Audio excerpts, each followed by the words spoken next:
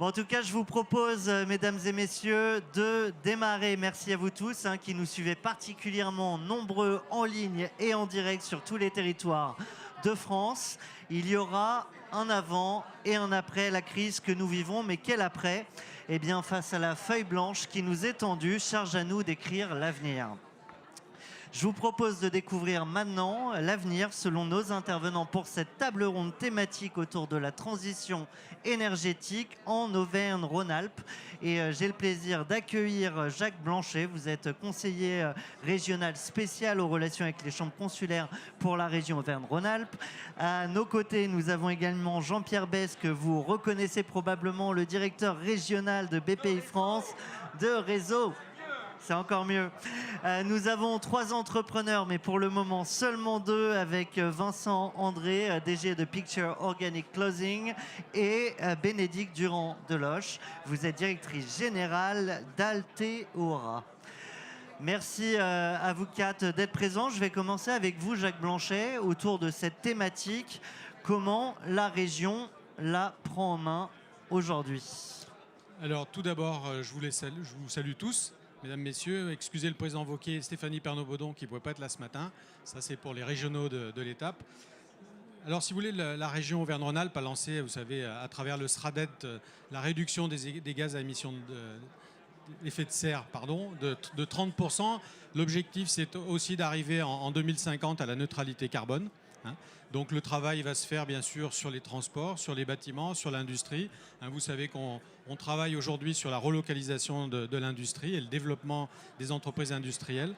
Donc toutes les entreprises dans cette région sont en train de travailler sur ces sujets. On les accompagne et on les accompagne avec BPI bien sûr dans l'investissement, dans la recherche, dans l'innovation, dans les garanties qu'on apporte.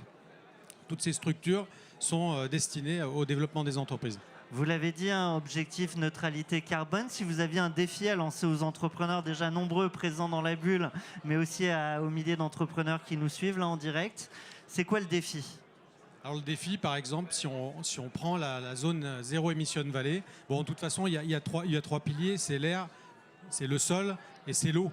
Donc on va devoir travailler aussi autour de la biodiversité. Donc je pense que dans toutes les actions qu'on mène dans nos entreprises et que les politiques mènent pour les entreprises, il faut tenir en compte et travailler là-dessus, sur comment on protège et comment on garde de l'eau, comment on évite de la polluer. Travailler sur les sols, vous savez que l'artificialisation des sols, c'est aujourd'hui un vrai sujet pour les entreprises, puisqu'elles ont obligation de s'agrandir parfois quand elles se développent. Il faut qu'on fasse attention à ça aussi. Et puis l'air, la zéro émission vallée, vous le savez, c'est la vallée de Chambéry qui a été pilotée par McPhee pour justement créer une zone dans laquelle on travaille sur l'air. Alors on aura a priori 20 stations qui seront installées dans les années qui viennent. On aura, ce qui est intéressant, c'est 1200 véhicules H2, donc, qui fonctionneront en hydrogène. Et puis le sujet, c'est que c'est tout simple, vous allez vite comprendre, c'est 600 000 litres de carburant économisés et 1500 tonnes de CO2 qui seront économisées. Donc je crois que beaucoup de choses sont dites à travers ces chiffres. Si toutes nos entreprises se mobilisent pour avoir un véhicule H2, parce que pour des circuits courts, on peut l'utiliser, peut-être même pour des circuits plus longs. En tout cas, on parle aussi beaucoup aujourd'hui du dernier kilomètre. On a plein de sujets là-dessus. Et donc, je pense qu'en tout cas, la région Auvergne-Rhône-Alpes sera aux côtés des entreprises, avec BPI, bien évidemment, et tous les partenaires qui sont là pour financer. Eh ben, c'est une transition parfaite. Merci, Jacques Blanchet. Alors, chez BPI, Jean-Pierre Besse, comment on accompagne les entrepreneurs sur ce défi majeur? Bonjour tout le monde. Attendez, c'est un peu court ça il faut. Voilà, donc ça va mieux. Alors d'abord, je remercie tout le monde. Il y a beaucoup de monde et il y a des gens, cher Yvan, cher Bernard, cher Arnaud. Salut, bon, vous êtes nombreux et je vous en remercie. Plus sérieusement... Les présentations étant faites, si on présentait... Je vais remercier Jacques, parce que nous avons le plaisir d'avoir une complicité qui dure. Et j'apprécie cette complicité. Nous avons le plaisir également d'avoir une relation exemplaire avec la nouvelle vice-présidente en charge de l'économie et première vice-présidente, Stéphanie, qui malheureusement n'est pas à nos côtés. Donc la relation région-BPI continue d'être exemplaire et on va magnifier cette relation avec le nouvel exécutif, cher Jacques, tu peux compter sur nous. Alors, le défi climatique. Alors je ne vais pas plagier John Kerry, mais il l'a dit, John Kerry. C'est le moment. C'est le moment d'y aller.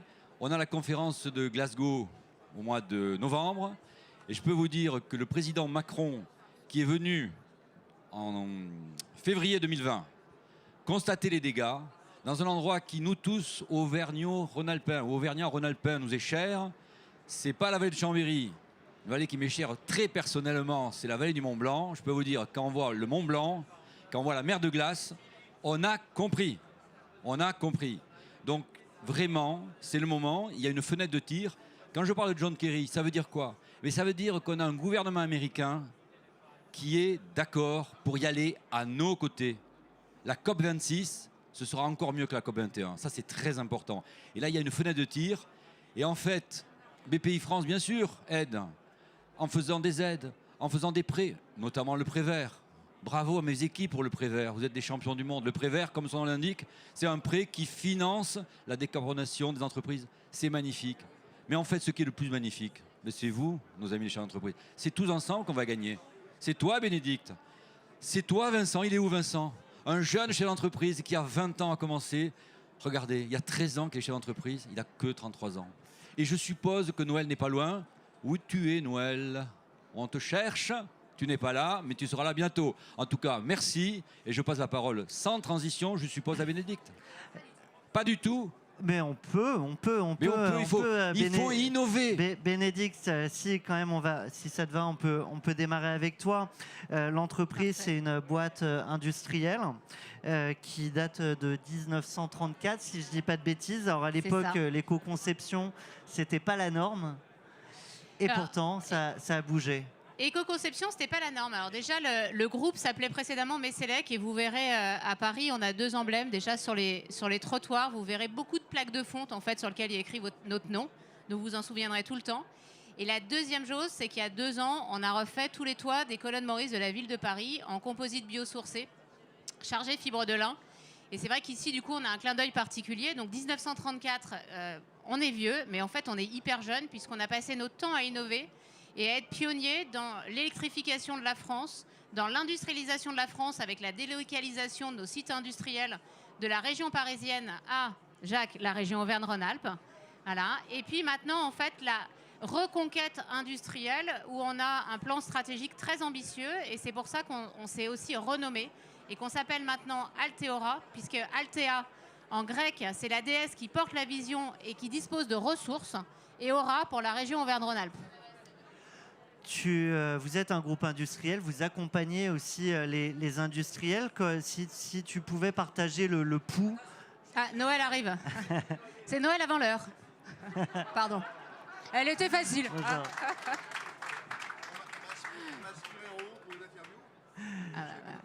Je finis juste oui, tout et à je passe fait, à Noël. Hein. Alors justement, non, comment les industriels prennent à cœur aujourd'hui le sujet? Est-ce qu'il y a des défis auxquels il faut encore répondre, des mentalités à faire évoluer, ou est-ce que finalement, là, tout le monde va dans la même direction de manière très simple? Alors des défis, il y en a plein.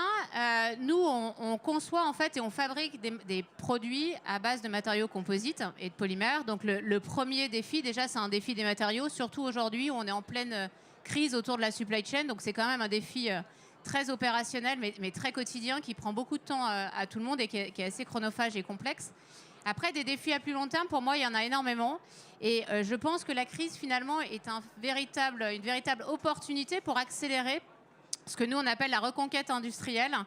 Et à un moment donné, de redonner aussi ses lettres de noblesse à l'industrie, parce que l'industrie, pour moi, c'est un moteur extrêmement important dans l'économie, tant en termes d'emplois directs et d'emplois indirects, en fait, qu'on génère.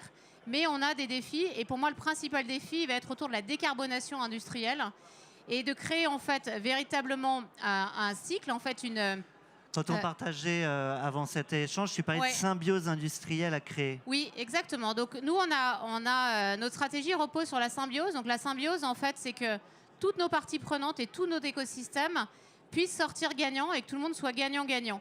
Donc ça peut passer par des choses très simples qui sont des approvisionnements le plus proches possible. C'est aussi évidemment des liens étroits avec la région, avec la BPI. On a symbolisé ça par un atome où on a en fait les 3 coques de la BPI, donc le vert que je porte aujourd'hui, le bleu, le rouge et également la région et également l'ADEME. Puisqu'en fait, voilà, on considère que c'est tout cet écosystème-là qui est interdépendant et qui nous permet de faire notre symbiose à notre niveau. En un mot très très rapide, on a souvent tendance à vouloir opposer la transition avec la compétitivité. Votre regard là-dessus, vous êtes déjà compétitif, il faut embarquer les clients parfois pour payer un léger surcoût. On est déjà sur des économies d'échelle qui font la différence avec des clients qui sont prêts à s'engager à vos côtés. Alors pour moi, évidemment, si on parle relocalisation, il faut parler compétitivité avec, parce qu'en fait, sinon ça ne marchera pas et c'est un leurre. Et pour ça, en fait, pour moi, on a deux manières de voir les choses. Soit on a des produits dans lesquels on apporte beaucoup de valeur ajoutée et le client est en capacité, en fait, de payer cette valeur ajoutée, parce que je prends souvent le cas, par exemple, des iPhones. Personne ne se pose la question de combien coûte un iPhone, mais c'est la valeur qu'on va vraiment chercher. Donc ça, c'est un premier cas. Et l'autre, après, c'est l'industrialisation, l'automatisation et la robotisation, en fait, de nos moyens et de nos outils de production. Voilà. Et nous, dans le groupe, en fait, on est sur ces deux thématiques-là. Donc soit on a un côté Apple, soit on a un côté, en fait, on a robotisé et automatisé nos process. Donc on est en capacité d'être très compétitif et d'être plus compétitif qu'une supply chain qu'on va chercher à l'autre bout du monde quand on parle évidemment en coût complet. Merci. Vincent, vous êtes sur un secteur, celui du textile, un secteur qui est compliqué, qui avait été là pour le coup complètement désindustrialisé en France. Et vous arrivez avec un enjeu qui est allié la performance technique, environnementale, sans oublier, je vous cite, le design. Comment on fait tout ça et comment, encore une fois, on produit ici en France et comment on va chercher cette fameuse compétitivité? Bonjour à tous. Alors, je vais essayer de répondre simplement à cette question parce que ça nous a pris un petit peu de temps pour bien comprendre comment ça marchait et surtout pour avoir une vraie position, parce qu'on parle bien de position. Il n'y a jamais de solution miracle, en gros, pour faire de l'éco quand on industrialise. Mais il n'empêche qu'il a fallu trouver une solution, en tout cas qui convenait, pour atteindre une neutralité carbone. Donc ça veut dire qu'il faut embarquer une vision 360 et une vraie stratégie autour de différents types de choses. La première chose, c'est qu'effectivement, on s'est dit qu'on allait rapprocher l'usine de confection à côté de la matière première. Donc si je prends l'exemple de ce t-shirt, c'est pratique, je l'ai sur moi, c'est qu'effectivement, on s'est dit, bon, si on fait rapatrier du coton filé... Est-ce que je peux te demander juste de rapprocher un peu le Oui, micro? bien sûr. Merci. Oui, pardon. Donc l'idée pour nous, c'était de se dire, on rapproche l'usine de fab à côté de la matière première et l'objectif, c'est vraiment de continuer dans cette dimension-là, puisqu'on se rend compte qu'en fait, dans la balance carbone, quand on utilise beaucoup de transport et qu'on démultiplie l'énergie parce qu'on démultiplie les sources de prod, là, on n'est pas bon non plus. Donc en gros, le truc, c'est qu'aujourd'hui, on va avoir un site de prod par typologie de produit. Alors effectivement, on n'est pas exactement comme ma collègue Bénédicte sur le même schéma, mais il n'empêche que par exemple, sur la partie laine mérino, on produit en France parce qu'on a la matière première à côté de chez nous. En revanche, pour le coton, effectivement, on le fait en Turquie. Pour le bain, on va être proche de l'Italie, etc., etc. Donc ça, c'est extrêmement important de l'avoir en tête, parce que de se dire qu'on va tout réindustrialiser, surtout dans le textile, où on a tout repoussé le plus loin possible depuis des années, c'est très compliqué de faire revenir, et surtout que stratégiquement, énergétiquement parlant, c'est compliqué. Parce que quand on parle de mix énergétique, par exemple pour de la production, on parle aussi de mix de matière. Si tout le monde demain matin part dans du polyester recyclé, on va se retrouver dans des aberrations qui existent déjà encore aujourd'hui, c'est-à-dire on fabrique des bouteilles de plastique neuves pour les concasser et les réextruder en fil. Et ça, c'est pas bon. C'est pour ça qu'il faut toujours avoir cette vision 360 et de se dire qu'il faut trouver une balance pour atteindre la neutralité carbone, de la conception jusqu'à la fin de vie du produit. Vincent, tu me disais quand on préparait cet échange, notre combat c'est Fight Climate Change. Et pour ça, alors, vous avez plein d'astuces, plein de choses que vous mettez en place, et notamment la réparabilité créative. Je cite tes mots, ça veut dire quoi? En gros, il y a plusieurs choses. Donc, dans Fight Climate Change, ça c'est notre thème, mais qui découle de plein d'actions. Parce qu'en gros, pour nous, ce qui est important, c'est d'atteindre, de sortir des énergies fossiles pour les matières premières. Ça, c'est un engagement qu'on se fait. On se donne 4 ans pour le faire.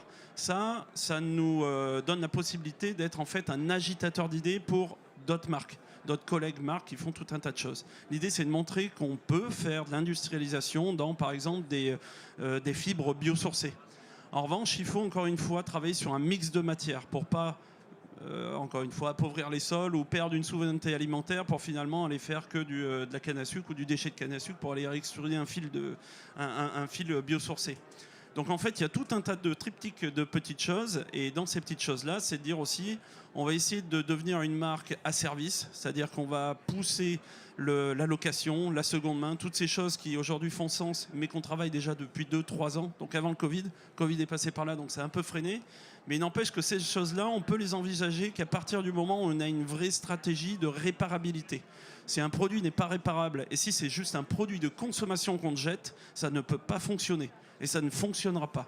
Et ça ne peut pas, je veux dire, ça ne peut pas s'inscrire dans une démarche de 2021 à 2030. Surtout avec la COP26 qui arrive, on ne peut plus penser comme ça. Ça, c'est fini, c'est derrière. Il faut réinventer les modèles et il faut aller de l'avant, quoi. Merci. Alors Noël Comte, ravi de vous avoir avec nous. Vous avez plus de casquettes que Matt Pokora, mais celle qui nous intéresse aujourd'hui, c'est celle de PDG de Sotradel. Alors justement, chez Sotradel, comment on prend à cœur, comment on prend en main ce sujet du défi climatique, du défi énergétique? Bonjour à tous. Alors d'abord, dans une PME, on a une grande liberté d'action. On n'a pas le droit de faire des fautes, parce qu'il n'y a pas de ressources financières inépuisables, mais on dépénalise l'erreur. Et dès lors qu'on l'accepte, ça permet de passer du rêve à oser, innover, produire, faire savoir, essayer de partager. Et du coup, peut-être pour le public, Sotradel, en 2 mots, qu'est-ce que c'est? Et je sais que c'est, en échangeant, vous êtes un défricheur, un expérimentateur. Oui. Je peux peut-être résumer ainsi l'ADN de la boîte et de l'entrepreneur qui est derrière. Avec souvent avoir tort d'avoir raison trop tôt. C'est une PME comme tant d'autres, 230 personnes, un peu plus de 30 millions de chiffres d'affaires dans 2 activités, 2 secteurs. Prestataire logistique dans nos entrepôts et in situ chez les industriels qui ont voulu sous-traiter cette opération logistique, l'externaliser sans la délocaliser, et l'activité d'organisateur de transport multimodal et de transporteur routier. Ce qui est super intéressant, c'est que vous êtes allé tester, pour le coup je parlais de défricheur, mais vous êtes allé tester des solutions qui n'étaient pas encore matures, donc c'est-à-dire prendre un risque quand même en tant qu'entrepreneur, mais un risque qui s'est avéré plutôt une bonne chose. La première idée qui nous a traversé, pas seul, nous étions deux confrères, 2 PME de ce qui était des Rhône-Alpins hier, aujourd'hui Oralpins. C'était à l'époque, on nous prédisait le pétrole, à $200. Le baril, ça serait inaccessible, on ne pourrait plus faire circuler les camions. Enfin bon, ce n'était pas un élément différenciateur. Et c'est là où on a recherché ce qui pouvait exister. Où est-ce qu'il y avait des pépites qui nous permettraient de penser autrement. À l'époque, les constructeurs étaient peu ouverts à cette évolution technologique parce qu'ils devaient aussi amortir les frais de recherche, développement qu'ils avaient assurés sur des camions. Je ne sais pas si ça parle à tout le monde, mais on est passé d'une norme Euro 0, 1, 2, 3, 4, 5 et aujourd'hui 6, avec des améliorations considérables. Mais il y avait le gaz. Et le gaz, il était caché. Et un jour, on a eu le bonheur qu'un constructeur nous fasse voir ce qu'était un modèle, enfin un prototype, qu'on a voulu expérimenter, mais c'était interdit sur la voie publique parce qu'il fallait l'homologuer. Et là, il a fallu passer les plafonds de verre. Donc merci à l'ADEME qui nous a beaucoup aidés. Merci au préfet de région de l'époque, Jean-Pierre Carinco, qui a fait percer ce plafond de verre pour qu'ensuite on puisse monitorer une quinzaine de ces véhicules pour les faire circuler sur des axes aussi différents que la vallée de l'Arve, la vallée du Rhône, les agglomérations de Marseille donc grosso modo du Mont Blanc à la Méditerranée. Pour être crédible, on ne pouvait pas donner nos résultats parce qu'ils auraient été empreints d'une subjectivité. Et c'est donc Cliffstar, qui est un laboratoire d'État, qui a collecté ces données qui étaient mesurées à la seconde, à la minute, selon, et la traçabilité des opérations qui étaient faites par nos opérateurs. Et donc Cliffstar, et on peut aller voir sur les sites, ont produit ces chiffres qui aujourd'hui sont un outil pour nous, pour notre profession, un outil à la décision de la bonne énergie qu'on mettra sur tel camion avec telle puissance pour tel besoin.